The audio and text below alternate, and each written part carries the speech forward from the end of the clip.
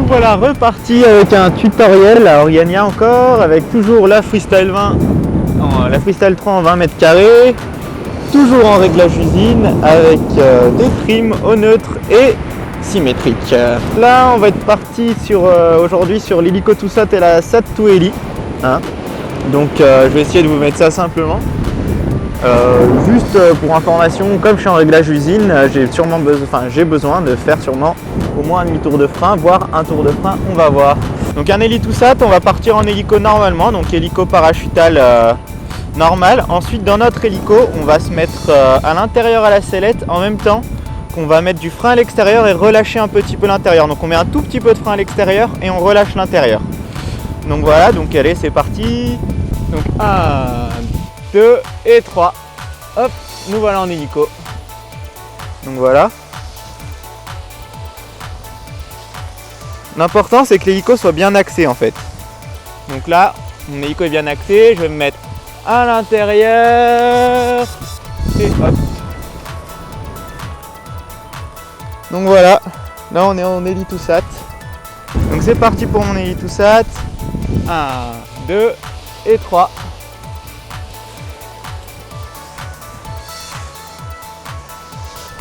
Allez, je me mets à l'intérieur. Et voilà, on est en héli Toussat. Donc voilà, donc on est parti sur une Sat-Heli là. Donc sur la Sat-Heli, le plus important ça va être de ne pas décrocher la Sat comme un bourrin, on va y aller tranquillement.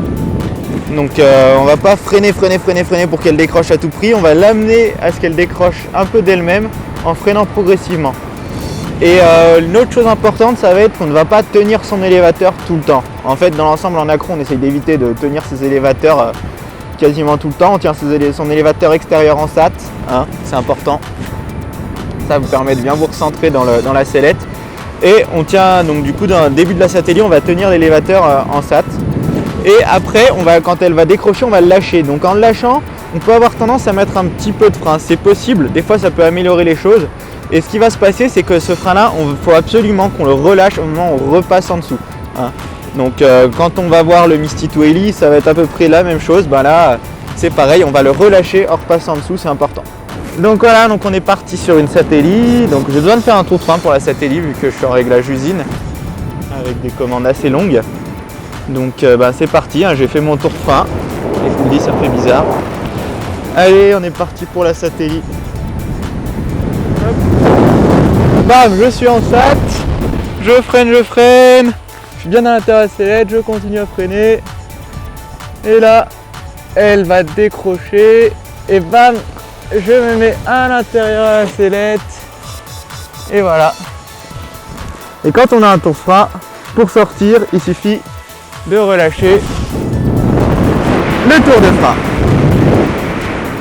Ok, donc on est parti sur une Sat-Heli encore. Allez, donc je tiens mon élévateur, voilà, je suis en Sat, je freine. Allez, je continue à freiner, elle n'a pas encore décroché, je freine doucement, je prends mon temps.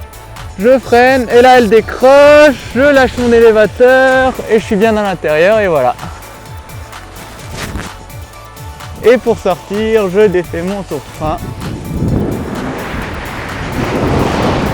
Et c'est tout bon.